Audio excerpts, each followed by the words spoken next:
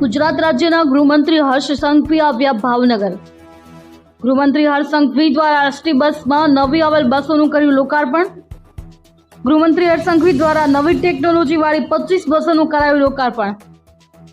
રાજ્યના ગૃહમંત્રી દ્વારા ભાવનગર જિલ્લાના લોકોને વધુ સુવિધા મળશે તેમ જણાવ્યું હતું।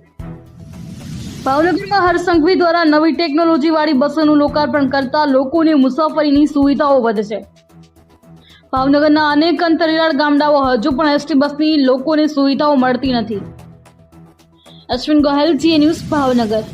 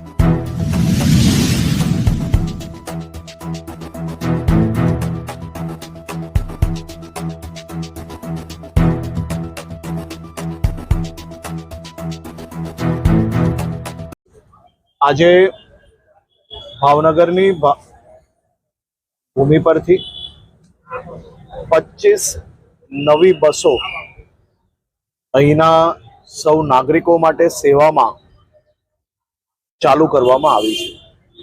2 દિવસ પહેલા જ 151 નવી બસો ગાંધીનગર ખાતેથી શરૂ કરવામાં આવી હતી, જેમાં પહેલી નવી એસી બસ, નવું મોડલ એ બી ગાંધીનગરથી ભાવનગર જિલ્લા માટે શરૂ કરવામાં આવી હતી। ભારતીય જનતા પાર્ટીના સૌ આગેવાનો, અમારા ધારાસભ્યશ્રી અને સૌ આગેવાનોએ જે વિવિધ રૂટ માટે અલગ અલગ બસો માંગી હતી, એ 25 બસો આજે ભાવનગર બસ સ્ટેશન ખાતેથી શરૂ કરવામાં આવી છે।